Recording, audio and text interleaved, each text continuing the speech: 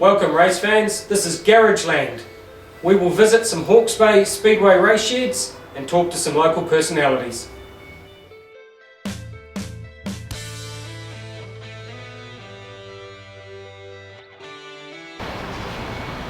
Hey Mike, got your snack pizza ready for you. Oh, massive, thanks Richard. Anytime buddy, just give me a yell if you need another one. Hey guys, we've invaded another shed here tonight. There's a small clue on the table as to whose place we're at.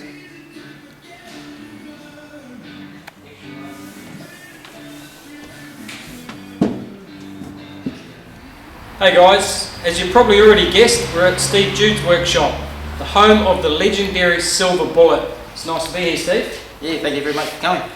You got your crew there, and of course you can't do it without a crew, so you better introduce everybody. Yeah, I've got my crew. I've got my mother, Judy. She's always there following me around everywhere I go. Big Steve, and Daniel over here steps up. Now your mum's probably one of the biggest supporters of you that you could possibly have. I know how passionate Judy is about your Superstock racing. Yep, no, she's a very good supporter. She follows me everywhere I go. Yeah, she's my main fan, obviously. Now this is the legendary Tony Mack car, the original Silver Bullet tri-rail. 20 years old, that's pretty hard to believe. Yeah, it's an old car. It's still a very good car, very fast, and we enjoy providing what it's doing for us. It's good. Now, how many Superstock chassis out there are still winning titles 20 years later? There wouldn't be many.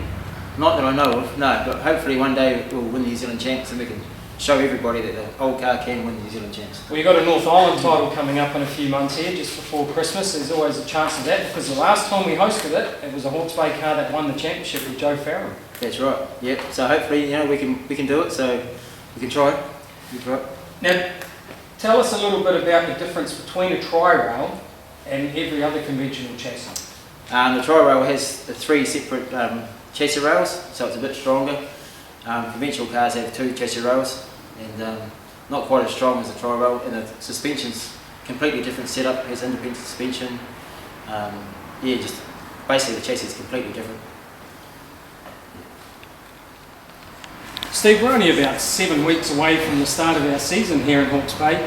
Looking at this car right now, there's a lot of work. There is a bit of work. Yeah, we've got a bit of work to do to it, but I'm sure if we all pitch together and go hard for the next few weeks, we'll be on to it. Looking at it, a lot of it's just cosmetic work, really, with the outside rails and the front and rear bumpers that just need a bit of steel work.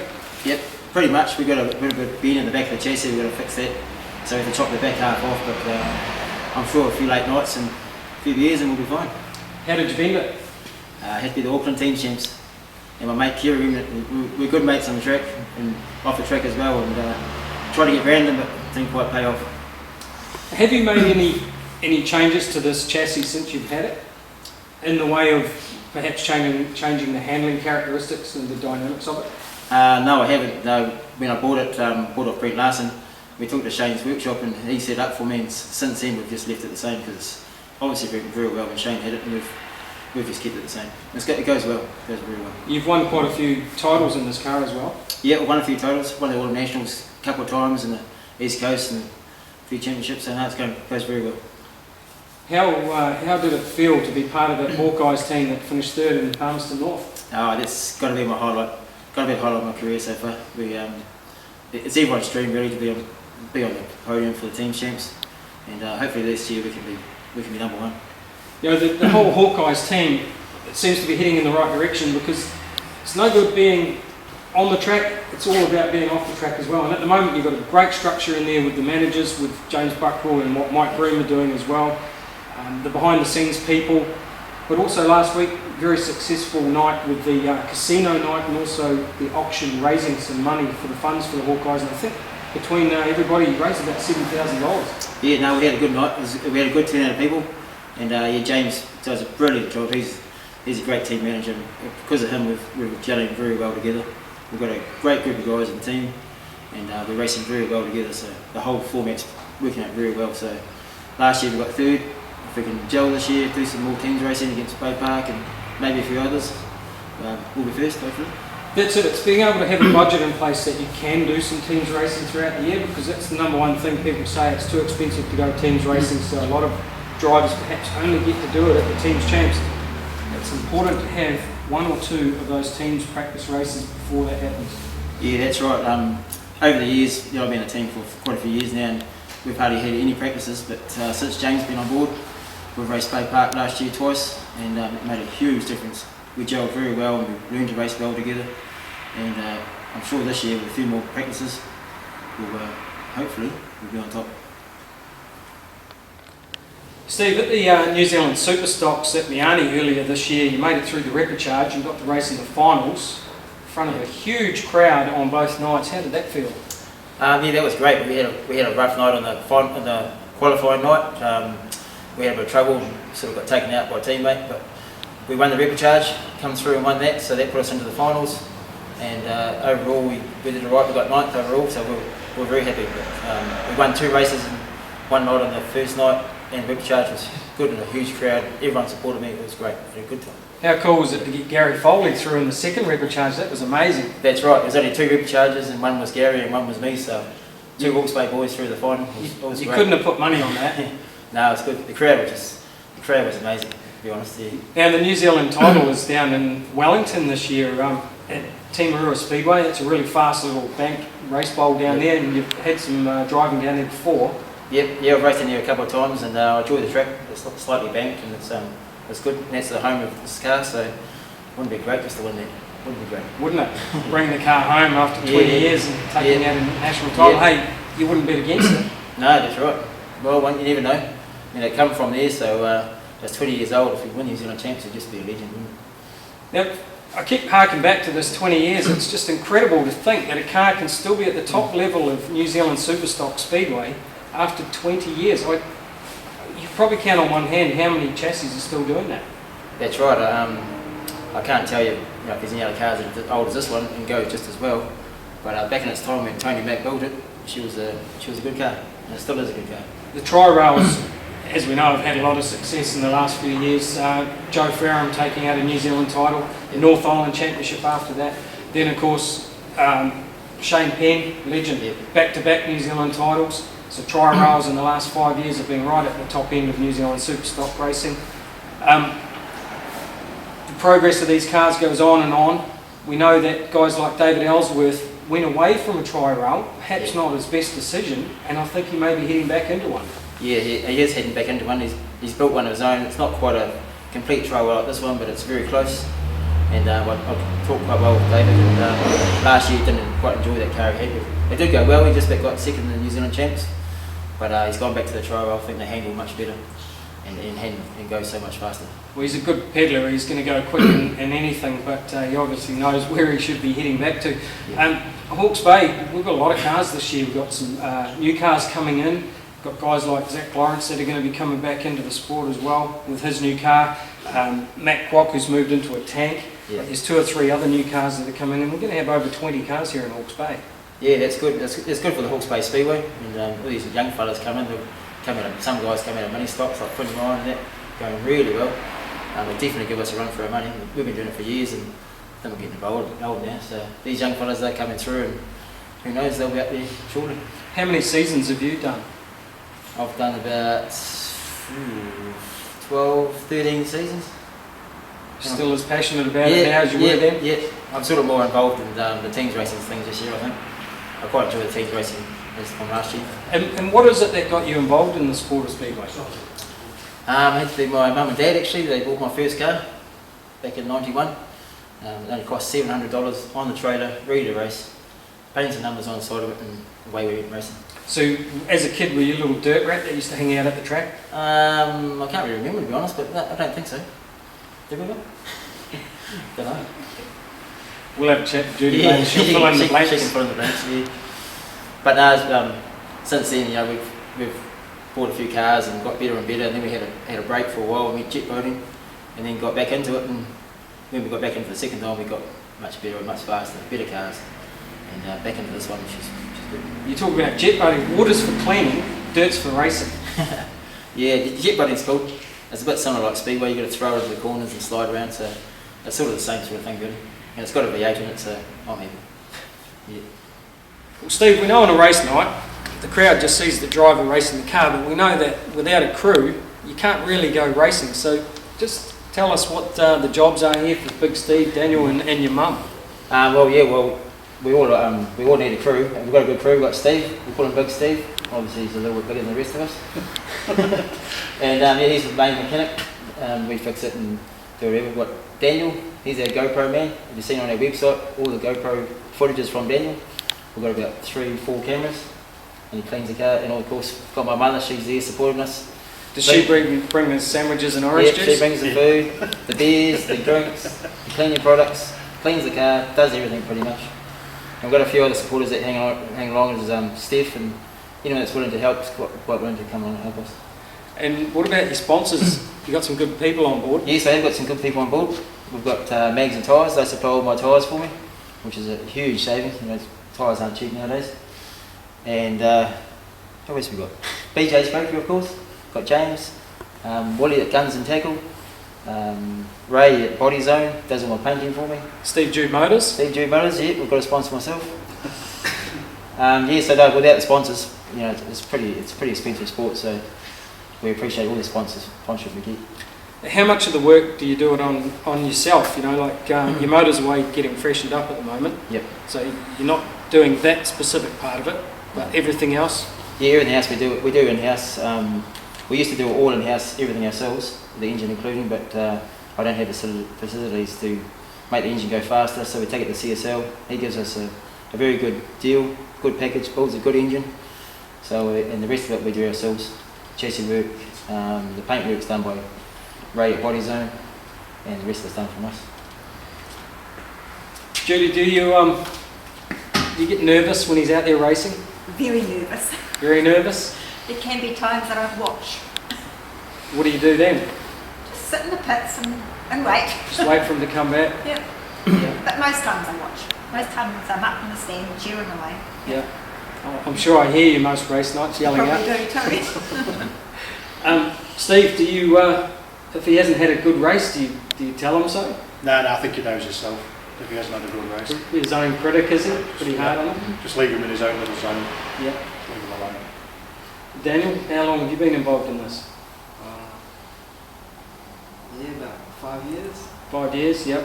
Is this your passion? Do you hope to race one of these one day? I hope so. It'll be fun. Yep. Well, we've seen an unfinished Superstock over there, and I think I know the reason why. What's this all about, Steve? Yes, this is a small project I've been building for quite a few years now. I've been building the engine for about 5 years, and we needed a car to put into it. I haven't had this Mercedes sitting at home, so we thought we'd chuck it in there. And yeah, she's a 900 horsepower 460 big block. 900 horsepower. Yeah. Supercharged, yeah. So we haven't had it on the road yet. We've got it running, but we haven't actually driven it down the street yet. So hopefully this weekend we'll get it going, and then we better get back on the Superstock, I think. So this is something you were really passionate about, you've had for a while, and you just thought, I've got to allocate the time to it, get it done. Yeah, I've been meaning to do it for years and just haven't had the time, because obviously Speedway takes up so much time, and work commitments as well. So we put everything on hold for the last 6 weeks and just concentrated on building this. And after this weekend, she's pretty much finished. So the next 6 weeks, 7 weeks after this, it's going to be flat out on that Superstock. Flat out on the Superstock. Yeah, we're going to be busy. Put a few blocks around town first in the Merc. A few Sunday afternoon cruises through Napier. Busting some rubber with 900 horsepower. Yeah. So make sure you ring me when you go, right? I'm coming. It's a dream I've always had since a kid, own a supercharged car, and I just had to do it before me and my life sort of. Excellent.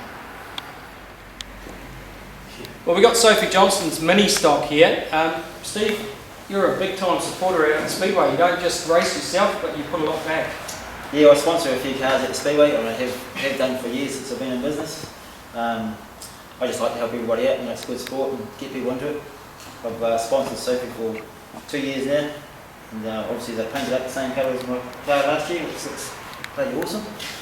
And we've sponsored a few stock cars, Anthony Adams, and I've just sponsored Stacey Smith this year, and Pete Steinberger in the side car, and I've done a couple of saloons, so just to help everybody out at Speedway, just to get them out there and it's always good seeing someone who gets something out of Speedway, putting it back in again like I do through this business. And I'll tell you what, Sophie's car's looking pretty hot at the moment, so what are you going to do to this?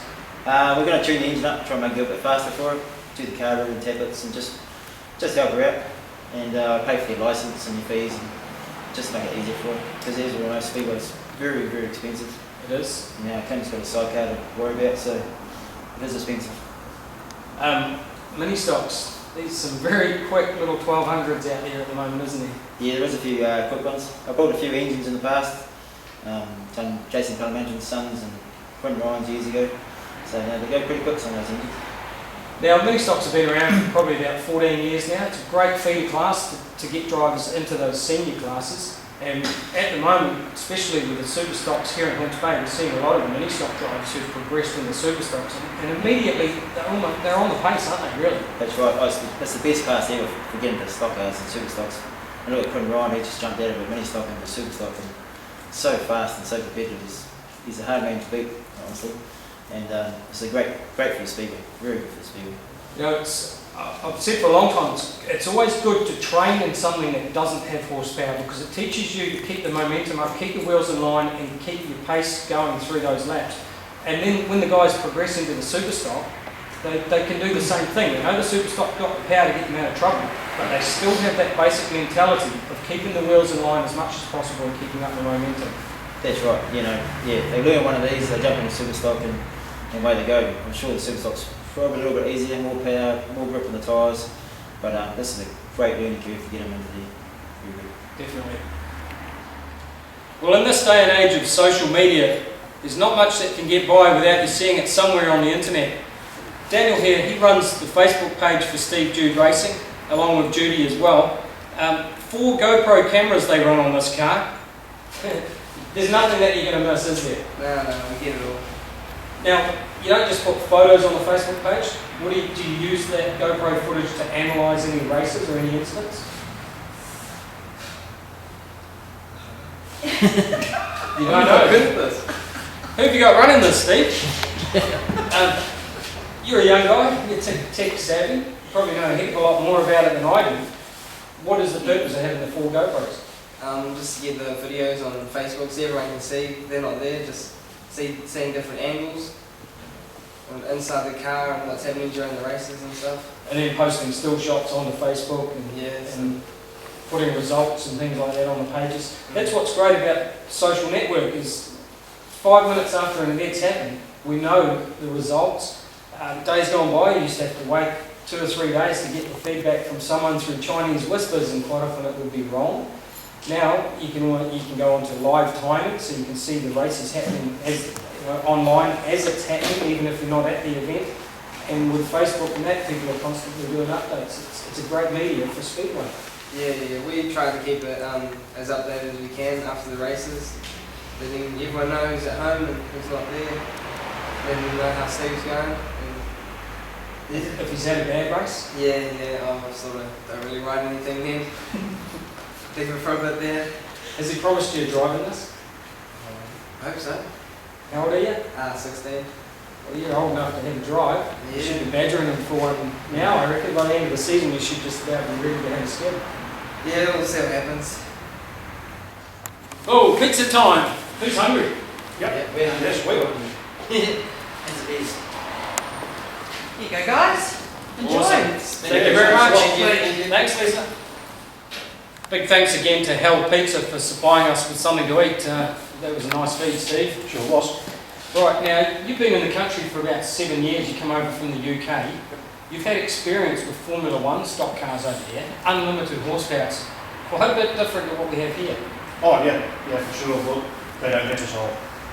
Well, I think mainly, if you've got 400 horsepower pushing somebody into a fence, it's a bit different to having 700, 800 horsepower pushing somebody into a fence, so just a safety thing really. Totally different style of driving over here as well. It's more tap and run because there is still some fences over there that are wire strap fences. Yeah, and like most of the UK cars have like a big piece of steel that runs from the front bumper to the nerve rail, which just stops you getting tangled up into the wire fence. Basically. So how did you get involved here with Steve and the crew? Oh, the wife and Steve. The wife just introduced, and that was it. Just going around and it was welcome to me. So was she trying to get you out of the house? No, I don't know. She probably was at the time. I think she might regret it now. Because I'm never at the house. So your role here? Oh, just basically everything. Anything that needs doing. Yep. we'll sort of chip in and do a little biddies. So. Have you ever had a drive yourself? Oh, on parade laps and things like that. Yep. You keen to get in one? Oh, I don't know. Whether the body would take it, to be honest. What's your best memory? What, this? Teams racing. That's just awesome. Just the atmosphere and coming third. You know, good for the drivers, but it was really good for the team as well. Plenty of celebrations afterwards, Oh, yeah. so you can still remember it. I'm Oh, yeah, I surprised can still by that. remember it, yeah. Yeah. Good behaviour. You know. Don't get too good. And you've obviously made a lot of friends here in the 7 years you've been in New Zealand. It's a great country, isn't it? Oh, yeah. Yeah, I wouldn't go back to the UK for nothing. What got you to come over here? Don't know really, but just fancied a change. Just came on holiday, fell in love, went back home, sold the house and came. Happens a lot. I know a lot of English people Oh, who yeah. do that. They come over here and they love the place and they don't go back. No, won't go back. Hey, well, we're glad you're here, and I know that Steve's pretty glad that you're here helping him out on the car. Cool. We're talking with a very vital member of the Steve Jude race team. Jude, what do you do in this team then? I clean the car. Is that why you got the bucket and sponge? That's it. It's a vital part of it though, isn't it? Because you just gave it to me. No, we didn't stage this at all. No, It's even got a of number course not. 16 on the side of the bucket. So I noticed. You know? Now, the car comes in from the track, it's covered in mud, driver's dirty, visor's dirty, parts of the car need cleaning. That's your job. That's right. That's right. Do you love doing that? I don't care. No, it's all a bit of fun. Get him with the hype of it all. Yeah. Do you give him some encouragement when he's heading out for a race? Oh, always. Quick kiss and a cuddle? Well, hardly. Come on boy, you can do it. It's always a good luck. Yeah. Yeah. It's cool. Steve, it's been great raiding the workshop tonight. Look, and on behalf of one of our sponsors, J-Car, we've got a big bag of goodies here for you. There's some portable rechargeable power lights, there's some drink holders, a few bits and pieces in here, an electric shock game as well that tests your reactions. So that'll keep you on your toes during the season. That's a big thanks to J-Car. Thank you very much. Thank you very much to J-Car for supporting us. It's great. Now, we've got this bonnet here and behind us. When was this last used on the car? Not last season, the season before. As we know, parts off race cars become very collectible and people put them into their workshops, their man caves, garages, wherever. Yeah. As memorabilia, hang them from ceilings or whatever. What we're going to do with this is we want to talk to all you little kids out there, and we want you on an A4 size piece of paper, we want you to draw the best little Superstock that you can. Doesn't have to be a Steve Jude Superstock, can be whatever one you want, your favourite car, colour it in, make it look cool, and I want you to send that picture to me, Mike Wilson, at box 2404, Stortford Lodge in Hastings. The best one is going to get to score this bonnet, and we'll send it to you free of charge. How cool was that? Well, we've had fun invading Steve Jude's workshop and talking about the Silver Bullet. As always here on Garageland, we're going to finish off with an arm wrestle. We can't get Big Steve to do it because he would be the obvious choice. He's got a shoulder injury at the moment, so Daniel's coming up against Steve. And Steve has promised Daniel a drive in the Silver Bullet if he can beat him. Let's find out. Right, bring it on, Daniel. Ready? Go. Put some effort in, boys. Scored a drive. I reckon it was fixed, but who cares? He's going to have a go in the Silver Bullet sometime in the year. Thanks, guys. We'll see you next week.